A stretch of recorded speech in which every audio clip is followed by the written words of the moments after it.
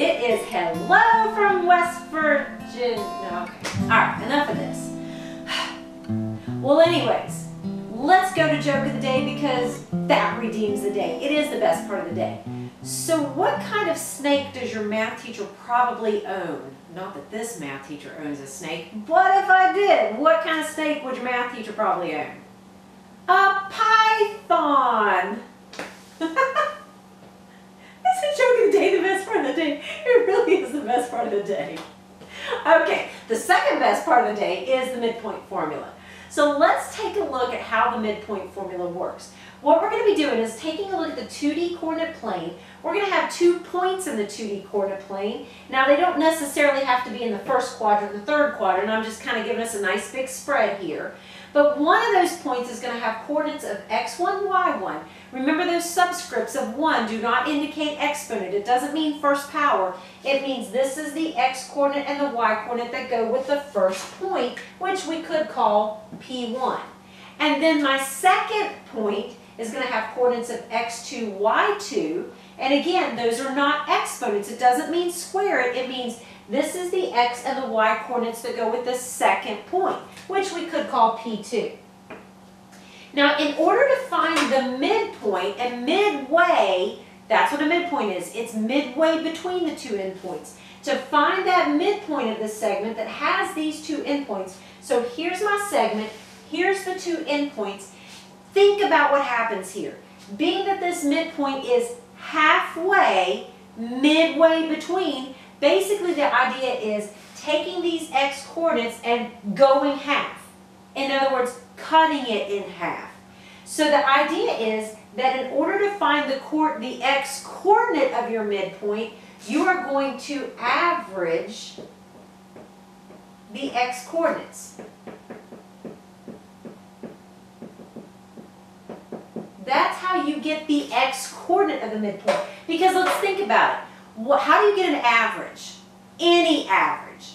Yeah, you add up how many are there and you divide, but you add their data up. I'm sorry, you add the data up and then you divide by the number of data that are there. So if I'm going to average my x coordinates, I'm going to add the x coordinates together. So I'll take my x1 and my x2, I will add them up, and I will divide by how many is there. There are 2 there. So that's how I'm going to get the average of the x coordinates. I'm going to add them up and divide by 2. And then to get the y coordinate of the midpoint, I'm going to do the same idea, and I'm going to average the y coordinates. Average the y coordinates, and that is how I'm going to get the y coordinate of the midpoint. So here again, I'll take these y coordinates here, the y1 and the y2, I will add them up and divide by how many are there, which is 2. So again, this midpoint being halfway, I'm going to take these 2 and I'm going to cut it in half. I'm adding them and cutting it in half. Adding them and cutting it in half. And this is how you find your midpoint. You average the x coordinates, you average the y coordinates. So let's play with this a little bit and let's get some examples here. All right. So in this first example, in each of these examples, we're going to find the coordinates of the midpoint. So remember, to get the coordinates of the midpoint, we're going to average the x coordinates, average the y coordinates. To average, I'm going to add them up and divide by how many's there.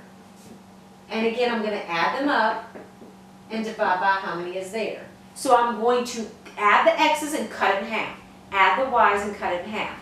Now, here's my x coordinates.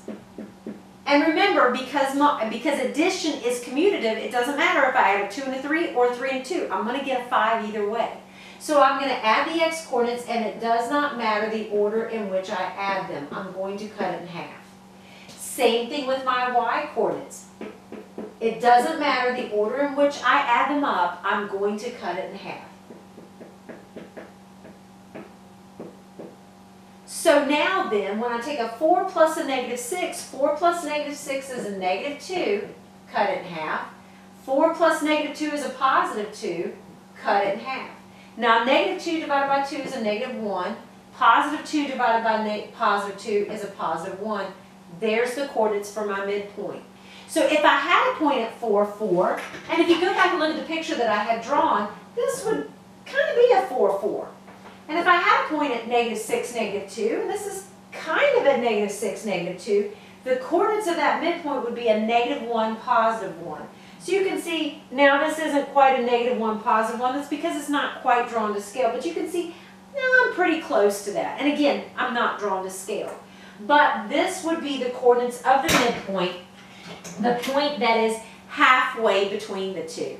So now let's take a look at the next example. Here again, in order to find the coordinates of the midpoint between the given points, what I'm going to do is I'm going to average the x's and average the y's. So to get this midpoint, remember, to average the x's, you're going to add them up and cut it in half.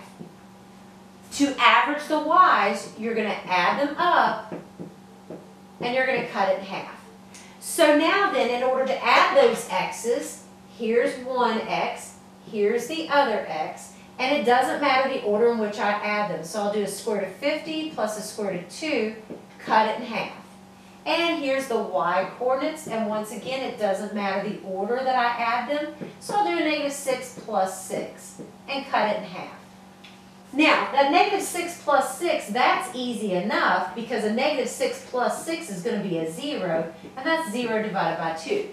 The problem is right here. I cannot take a square root of 50 and a square root of 2 and add them together. They are not like terms. They're not like radicals. But I can certainly make an adjustment to make them like radicals because I know that this square root of 50 right here is really a square root of 25 times 2.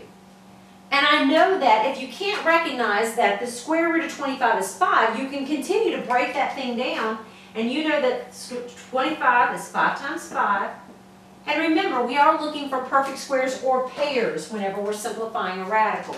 Yeah, the square root of 25 is 5, and I can take that out, or I have a pair of 5s here. When you have a pair, you take one out and it dissolves the other one.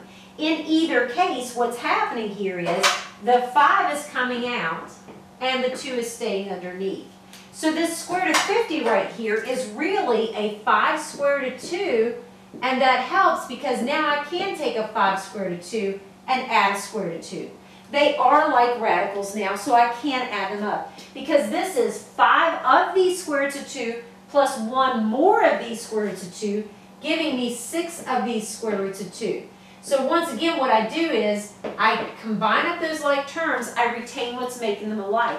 It's these radicals that are making them alike, so I'm going to keep the radical and work the coefficients. 5 plus 1 will give me a 6.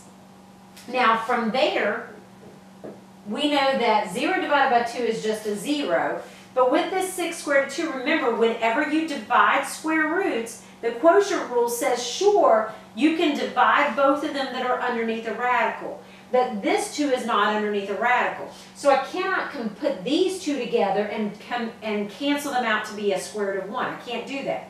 But what I definitely can do is take a look at this 6 divided by 2 because they're both outside the radical. So 6 divided by 2 is a 3. That gives me a 3 square root of 2, and that's the coordinates of the midpoint. This is the point that is halfway between these 2 points in the 2D coordinate plane. So I hope that helps with the midpoint.